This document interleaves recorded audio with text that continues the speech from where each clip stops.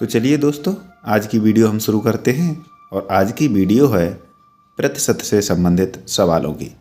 Video का पहला सवाल कह रहा है, यदि एक विद्यालय में छात्रों का 70% भाग लड़के हैं तथा लड़कियों की संख्या 540 है, तब विद्यालय में लड़कों की संख्या ज्ञात करो।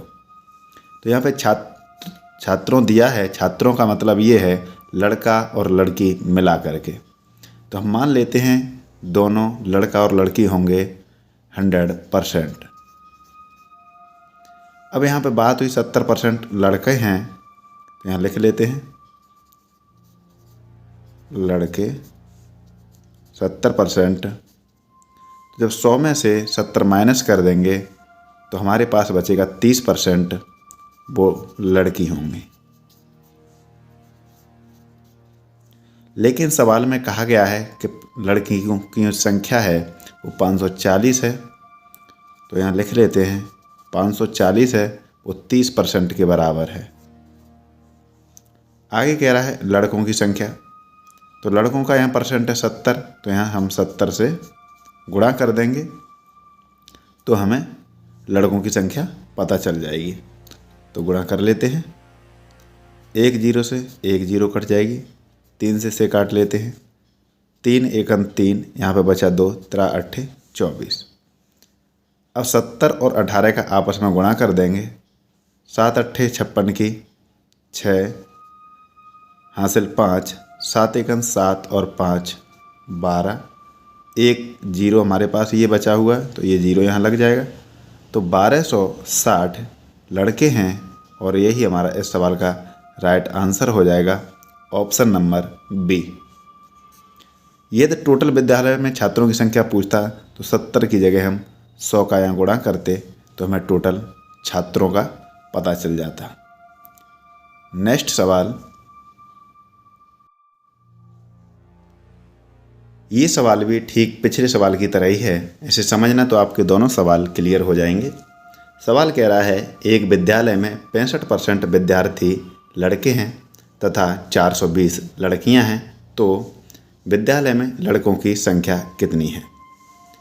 करते हैं उसी तरीके से।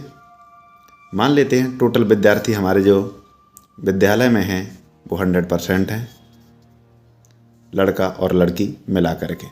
यहाँ पे क्या 65% विद्यार्थी लड़के हैं, तो मैं लिख लेता हूँ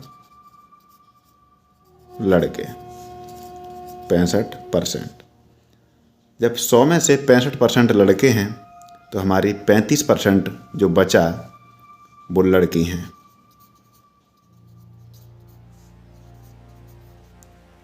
लेकिन सवाल में कहा है 35% ना होकर के 420 लड़कियां हैं, तो मैं लिख लेता हूँ 420 लड़कियां हैं, वो 35% के बराबर हैं। पूछ रहा है लड़कों की संख्या, तो लड़के यहाँ 65% हैं, तो यहाँ 65 से गुणा कर देंगे। यदि हमें कुल पूछता तो हम 100 से गुणा करते। तो इसे सॉल्व कर लेते हैं। 7 पंजे 35, 7 6 42 और ये कट जाएगा 5 एकन 5, 5 दूनी 10, 12 बार। अब 12 और 65 का आपस में गुणा कर देते हैं, तो 12 पंजे 60 की 0 हासिल 6, 12 छक्के 72 और 6 78। तो 780 विद्यालय में लड़के हैं, तो हमारा आंसर हो जाएगा ऑप्शन नंबर सी। मुझे उम्मीद है अब आपको दोनों सवाल क्लियर हो गए होंगे। यदि वीडियो अच्छा लग रहा हो तो वीडियो को लाइक करें, शेयर करें। यदि आप चैनल पर नए हैं तो प्लीज़ चैनल को सब्सक्राइब करें। और यदि आपको वीडियो में कोई भी कमी नज़र आती है तो प्लीज़ कमेंट बॉक्स में बताएं, जिससे हम आगे आने वाले वीडियो में उसका सुधार कर सकें। नेक्स्ट सवाल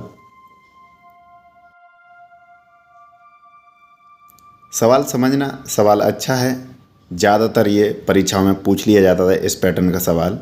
सवाल कह रहा है, एक विद्यार्थी बोर्ड के एग्ज़ाम में 180 अंक प्राप्त करता है और 20 अंकों से फेल हो जाता है। यदि परीक्षा को पास करने के लिए 40% अंक चाहिए तो परीक्षा कुल कितने अंकों की थी। मान लेते हमारी परीक्षा थी वो 100% की थी। अब यहाँ पे समझना है इस बात को कि यहाँ पे 180 अंक उसने प्राप्त किए हैं और 20 अंकों से फेल हो गया है, लेकिन पास होने के लिए चाहिए 40%। तो मैं यहाँ लिख लेता हूँ 40% ये पास होने के लिए चाहिए। अगर 180 और प्लस 20 मिला करके ये ले आता तो ये पास हो जाता। कहने का मतलब 180 और 20 200 अंक ले आता तो वो पास हो जाता। तो 200 अंक हैं हमारे 40% के बराबर। यहाँ पे कहा है पास करने के लिए 40% अंक चाहिए। लेकिन यहाँ पे पूछा परीक्षा में कुल कितने अंकों की थी, तो परीक्षा हमारी थी 100% अंकों की। कोई भी संख्या होती है वो 100% होती है। अब इसे हम सॉल्व कर लेते हैं। इस परसेंट से ये परसेंटेज कट जाएगा। 20 दूनी 40, 20 पंजे 100, 2 से ये कट जाएगा, एक बार 2 जीरो, 100 और 5 का आपस में गुणा कर देंगे, 100 पंजे 500, और यही हमारा इस सवाल का आंसर हो जाएगा। तो जो परीक्षा थी वो 500 अंकों की थी। तो हमारा आंसर हो गया इसका ऑप्शन नंबर बी। मुझे उम्मीद है आपको क्लियर हो गया होगा। नेक्स्ट सवाल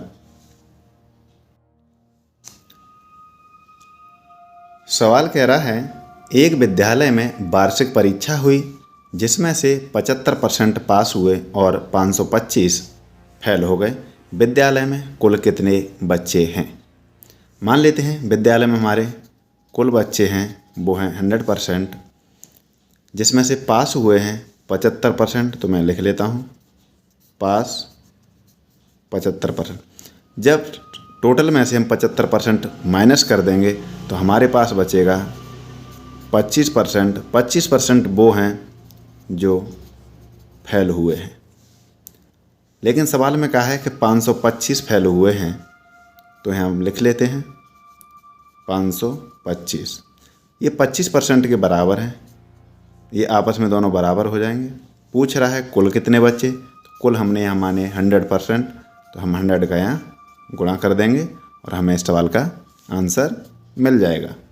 25 से काट लेते हैं, 25 चौक 100, 4 का और 525 का हम गुणा कर देंगे तो 4 पंजे 20 की 0 हासिल 2, 4 दूनी 8 और 2 10 की 0 हासिल 1, 4 पंजे 20 और 1 21। तो हमारा इस सवाल का आंसर निकल कर के आ गया 2100। Option number D right answer. मुझे उम्मीद है आपको क्लियर हो गया होगा। यदि वीडियो अच्छा लग रहा हो तो वीडियो को लाइक और शेयर करें। नेक्स्ट सवाल